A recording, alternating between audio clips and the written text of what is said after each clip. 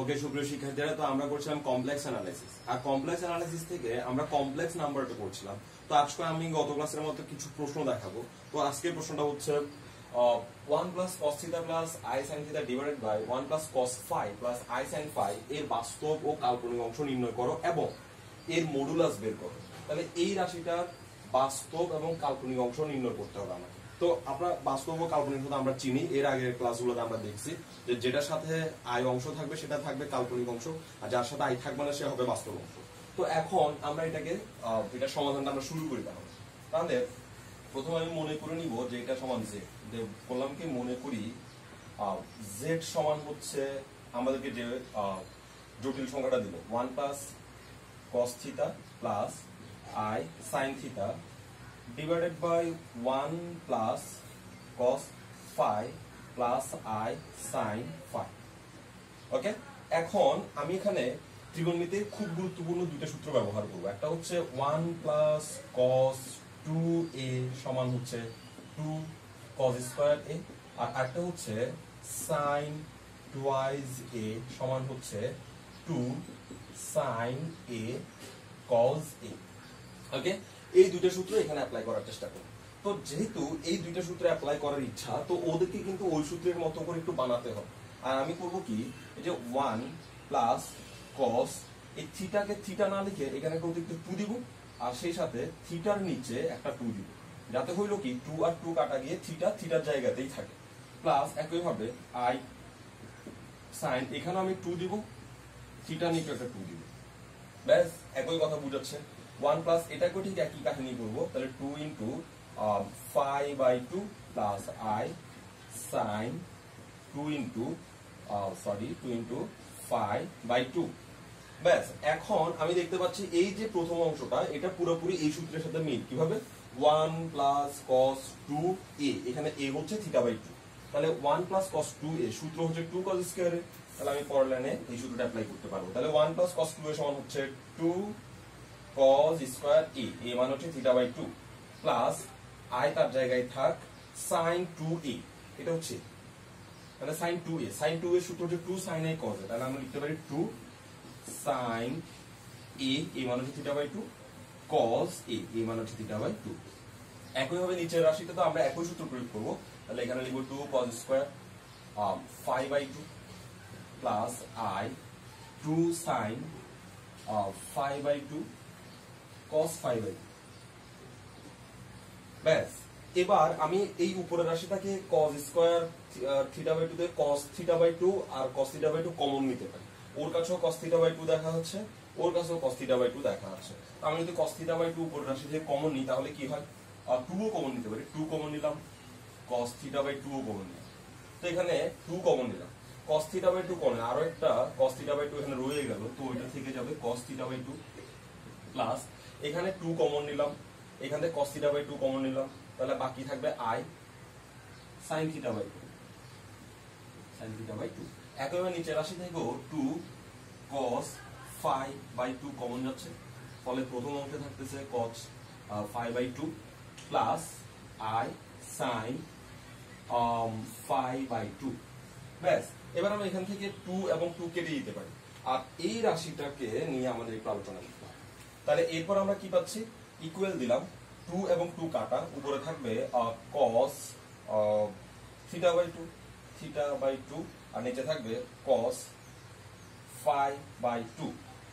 সেই সাথে cos theta by 2 plus I sin theta by 2 এটাও আছে। তো আমি এটার বদলে এখানে লিখতে পারবো e to the power I theta by 2। এটা কেমনে লিখতে পারলাম একটু পরে আসি। নিচেরটার জন্য আমি লিখতে পারবো e to the power I phi by 2।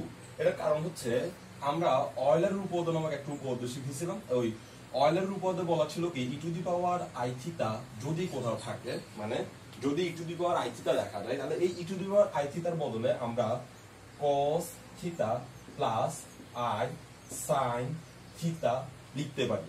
তার মানে যদি আমি এভাবে চিন্তা করি cos theta plus I sin theta, ওর বদলে আমরা লিখতে পারি e to the power I theta. তো এখানে দেখা যাচ্ছে cos theta plus I sin theta, ওর বদলে আমি e to the power I theta লিখতে পারতেছি। তাহলে এখানে থিটা ছিল বলে এখানে I এর পাশে শুধুই থিটা দিছি, কিন্তু এখানে থিটা বাই 2 থাকার কারণে I এর পাশে আমরা থিটা বাই 2 দিছি। একই ঘটনা নিচেও ঘটলো। তো এরপর আমরা কি লিখতে পারি, এটা এভাবে লিখতে পারি যে cos theta by 2 divide by cos phi by 2।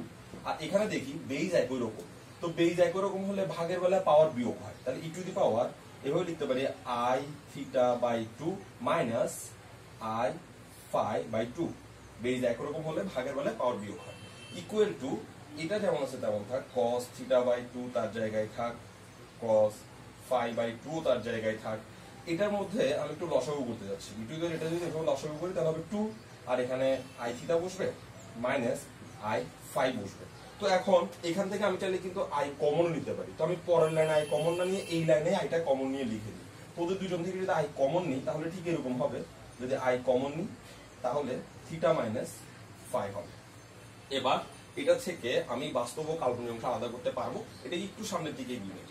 আচ্ছা, তো এরপর আমরা কি পাচ্ছি দেখি, আমি এখানে cos থিটা বাই 2 তার জায়গায় থাক, cos ফাই বাই 2 এটাও তার জায়গায় থাক, ই টু দি পাওয়ার i এত, এটাকে আমি আবার সূত্রে ফেলতে পারি। একটু আগে আমি শিখলাম কি, e to the power i theta সমান হচ্ছে cos theta plus i sin theta.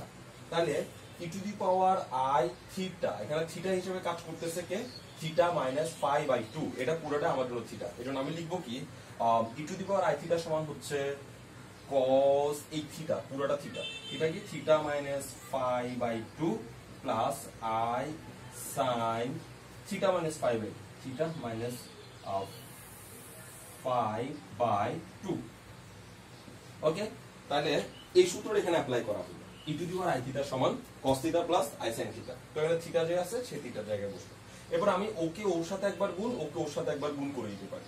ফলে আমরা কি পাচ্ছি, এখানে লিখি, ওকে যদি গুণ করি তাহলে আমরা পাচ্ছি cos theta by 2 cos phi by 2 cos theta by 2 cos phi by 2, এটা একবার ওর সাথে গুণ হবে, ওর সাথে যদি গুণ হয় কি হবে, cos theta minus phi divided by 2, তারপরে প্লাস এটা আবার ওর সাথেও গুণ হবে। তাহলে ওর সাথে গুণ হলে, এখন ও যদি ওর সাথে গুণ হয় একটা i থাকে, তো আইটা আমি প্রথমে লিখে ফেলি i, আর ও গুণ হবে তো ওকে আমি প্রথমে লিখে ফেলি cos theta by 2 divided by cos phi by 2, আর ও যখন ওর সাথে গুণ হচ্ছে তাহলে এটাও থাকবে, তাহলে থাকবে কি sin theta minus phi by 2, theta minus phi by 2 এরকম। এখন এই টোটাল ঘটনাটার বাম পাশে কিন্তু, এই বাম পাশে কিন্তু z ছিল, প্রত্যেক লাইনে আমি চাইলে জেডটা লিখতে পারি, z এখানেও ছিল। এবার আমার কাজ হচ্ছে, আমাকে বলছে কি এত এর বাস্তব ও কাল্পনিক অংশ নির্ণয় করো। তাহলে এখন আমি তো এটাকে z ধরছিলাম, তার মানে এটাকে z ধরার মানে হচ্ছে z এর বাস্তব ও কাল্পনিক অংশ নির্ণয় করতে হবে। তো z এর বাস্তব অংশ হচ্ছে এটা, যার সাথে কোনো i নাই, এই যে এই অংশটা, এটার সাথে কোনো i দেখা যাচ্ছে না। আর কাল্পনিক অংশ হচ্ছে এটা, যার সাথে i দেখা যাচ্ছে, তা হচ্ছে কাল্পনিক অংশ। তাহলে আমি এখন লিখবো, সুতরাং z এ বাস্তব অংশ, সুতরাং z এর বাস্তব অংশ সমান হচ্ছে cos theta by 2 divided by cos phi by 2 cos theta minus phi by 2। আর একইভাবে z এর অবাস্তব বা কাল্পনিক লিখতে পারি, অবাস্তব অংশ হচ্ছে একই রকম, এই যে এটা cos theta by 2 divided by cos phi by 2, আর সেই সাথে থাকবে sin theta minus phi by 2। ব্যাস হয়ে গেল z, মানে এই রাশিটার বা এই জটিল সংখ্যাটার বাস্তব ও কাল্পনিক অংশ নির্ণয় শেষ। এরপর আমাকে আরো করতে হবে কি, এটার মডুলাস বের করতে হবে। তো একটা বাস্তব অংশের, মানে একটা জটিল সংখ্যার মডুলাস কি হয়, একটা জটিল সংখ্যার মডুলাস হয় বাস্তব অংশের বর্গ যোগ অবাস্তব অংশের বর্গ রুট ওভার। অর্থাৎ যদি a প্লাস ib কোন একটা জটিল সংখ্যা হয়, ধরলাম z ইকুয়াল টু এভাবে না লিখি, z equal to x plus i দিলাম, তো z equal to x plus i যদি কোন জটিল সংখ্যা হয় তাহলে z এর মডুলাস মানে হচ্ছে পরম মান, ইকুয়াল টু হয় কি root over x square plus y square, মানে হচ্ছে বাস্তব অংশের বর্গ যোগ অবাস্তব অংশের বর্গ। তো আমরা তো একটু আগে বাস্তব অংশ পাইলাম, একটু আগে অবাস্তব অংশ পাইলাম, তাহলে ওর মডুলাস বের হবে কি বাস্তব অংশের বর্গ অবাস্তব অংশের বর্গ রুট ওভার। তাহলে এখন আমি ওর মডুলাস বের করার চেষ্টা করি। আচ্ছা, তাহলে আমরা লিখবো কি z এর